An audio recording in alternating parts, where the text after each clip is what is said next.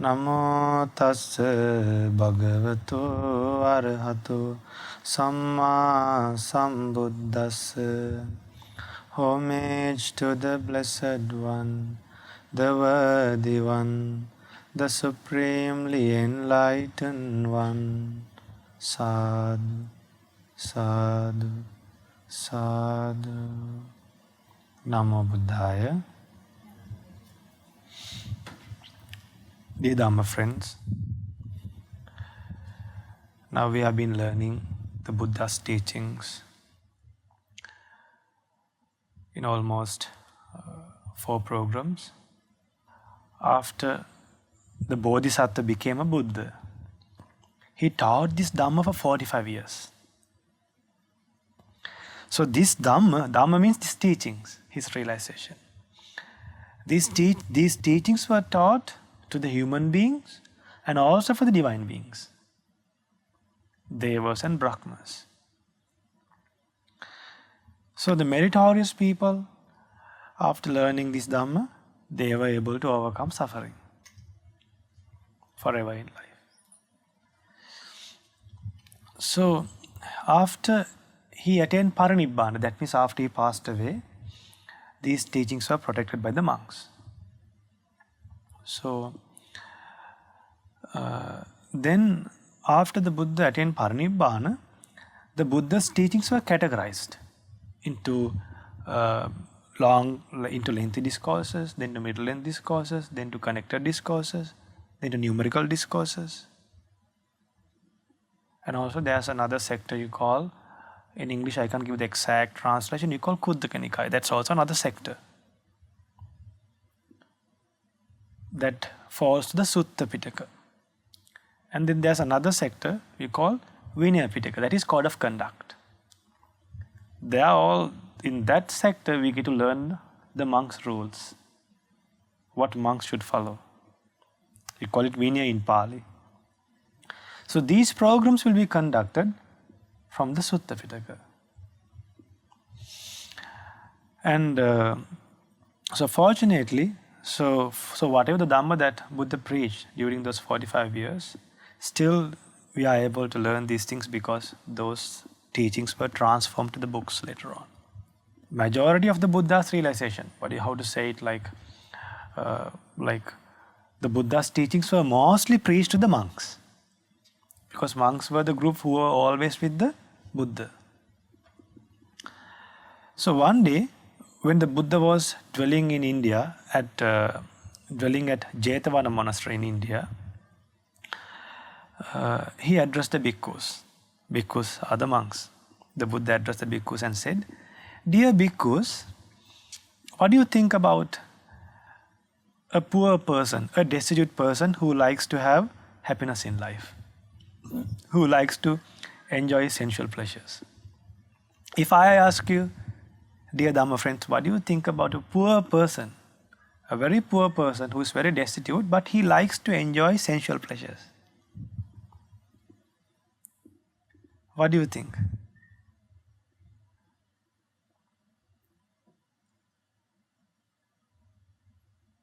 There's a poor person who likes to enjoy happiness, but he's poor, he don't have money. Isn't that poverty or suffering for that person? That his poverty is a suffering for that person. But, dear Dhamma friends, Buddha says, now when this person is poor, but he likes to enjoy, then what he does? He borrows money. What happened? He borrows money. So, when a person borrows money, what happens? Doesn't he have to pay back the money? He has to pay back.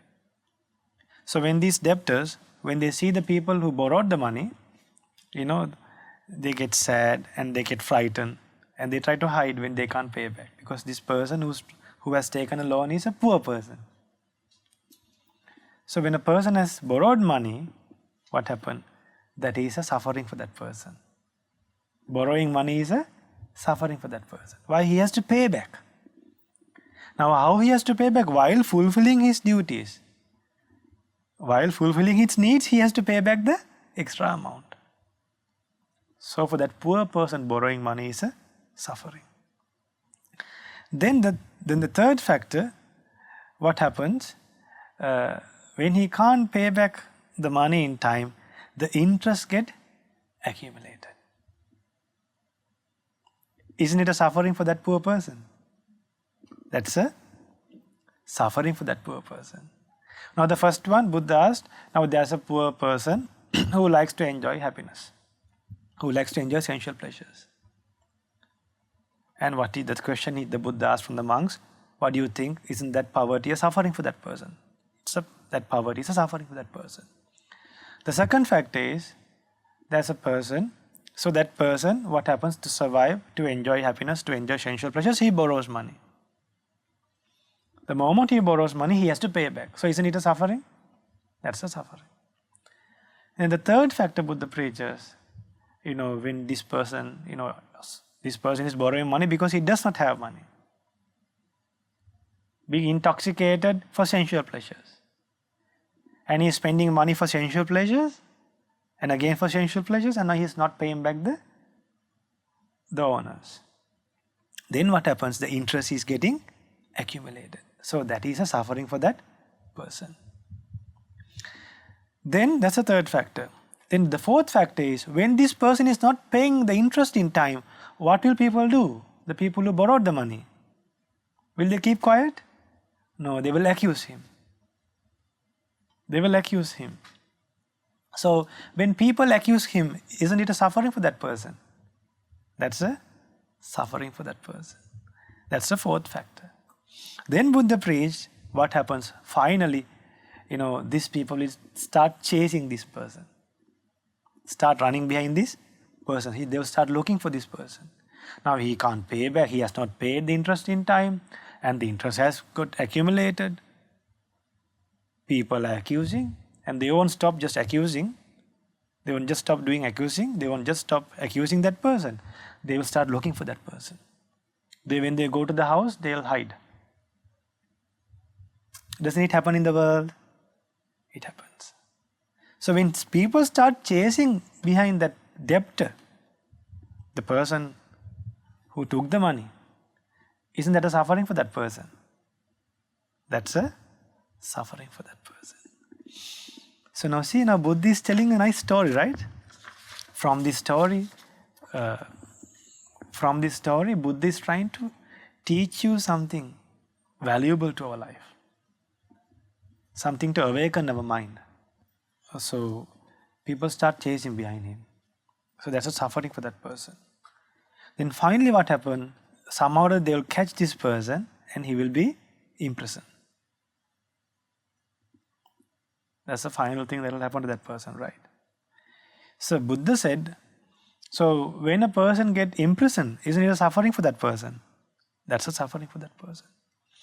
Now see, a poor person, when he has desires, now what made him trouble? Is it his poverty or his desires? Tell me. What made him to take him to a prison? That's his desires. If he had contentment, will he end up in a prison? Will people accuse him? Will he need to borrow money? Now what are monks doing? Contentment. What did the Buddha did after leaving the palace? Contentment. He lived in the forest for 6 years. See, when we have a value, it can avoid a lot of problems in life. Just one single value. So, then Buddha said, dear bhikkhus, I just told you a story and simile.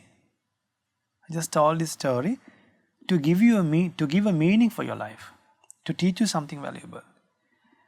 Buddha says, dear bhikkhus, like a person who is penniless, a person who is a poor, like a poor person. Buddha says, there is a person who does not have confidence in wholesome deeds. There's a person in this world who does not have confidence in wholesome deeds. And there is someone who does not make effort to do wholesome deeds. Now you all have a lot of work to do. All the way you came to this place. You are not born Buddhist. And you have to sit down and listen to this Dhamma. You have to spend time here. Don't you need effort? You need effort. Didn't that effort help you to learn more qualities in life? So see how effort is helping you. This effort is not just carrying weights. This effort is developing wholesome deeds, cultivating wholesome deeds, abandoning unwholesome deeds. So, if someone does not make effort to develop wholesome deeds, he is a poor person. Isn't he? He is poor. Then, if someone does not have wisdom on wholesome deeds, someone should be wise to understand about wholesome deeds. If someone is not wise to understand the wholesome deeds, he is a poor person according to Buddha's teachings. Isn't he? He is poor. Now these wholesome deeds, these wisdom, all falls to what? Wisdom, wholesome deeds are, like when you talk generally about wholesome deeds, if you talk in detail about wholesome deeds, it's about loving kindness, compassion, equanimity, rejoicing, patience, contentment, gratitude, humble, obedience, seeing good in others, mindfulness, concentration, controlling the thoughts in the mind, stilling the thoughts in the mind, concentration, having right views about life. Now I heard before this program started, after the previous program, I heard from one person here. She told that we should meditate every day. So that means they have got some essence out of this sermon through the Buddha's teachings. So now see, Buddha preaches, if a person does not have confidence in wholesome deeds, briefly, he is like a poor person. Then there is someone, what happens when someone does not have confidence in wholesome deeds? When he is not ashamed, when he is not ashamed not to do wholesome deeds, what happens? His bodily actions will not be good. His verbal actions won't be good. His mental actions are also not good. Why? Not ashamed. He is not ashamed not to do wholesome deeds. Then what happens? When he has these bad qualities, when he don't have confidence in wholesome deeds, what happens? He live like a blind person. Or it's like a one-eyed person. That person is like borrowing money. What happens now? Didn't I teach you about actions? When you do actions intentionally, what happens? It turns into karma. And these actions will have results. And those results will have to experience when you again, like in this life, in next life, and until you attain Nibbana. I taught you all right what the reason for death from the Buddha's teaching. The Buddha understood the reason for death is birth. The reason for birth is accumulating karma. That means we are doing actions. And these actions give results. Then the reason for us to do actions intentionally, which leads to accumulate karma, is clinging. The reason for clinging is craving. The reason for craving is feeling. The reason for feeling is contact. The reason for contact is these 6 sense faculties. But if we control these 6 sense faculties, we see something from the eye. We know them as impermanent, and we know whether this is wholesome or unwholesome. We'll try to understand whether this is beneficial or unbeneficial. We hear something from the ears, then we'll think whether this is beneficial or unbeneficial. How do we recognize? With wisdom. Guarding the sense faculties, controlling the sense faculties, restraining the sense faculties. Then when you control your six sense faculties, what will happen? You can control this karma.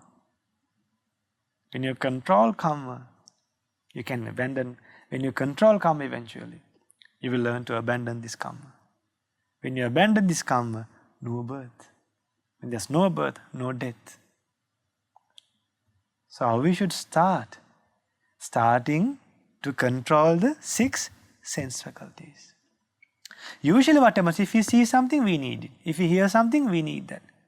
If it is pleasant, we get attached. If it is unpleasant, we get opposed. We get repelled. So we should overcome this nature. So what happens when we accumulate karma, what happens? It's like borrowing money. Why? When you borrow money, don't you have to pay it back?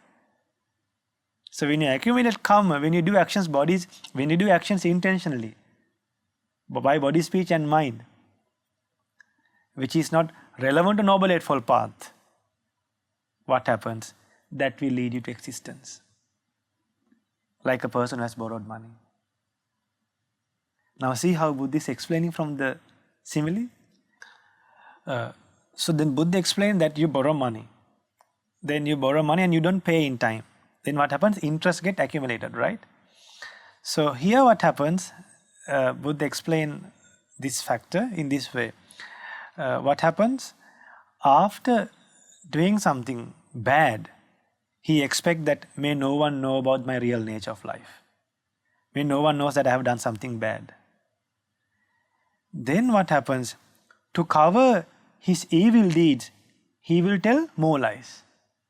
He will do something bad, and when he get caught again, to cover his bad thing, he will tell another lie. Doesn't it happen to people? It happens. That's like your interest is getting accumulated.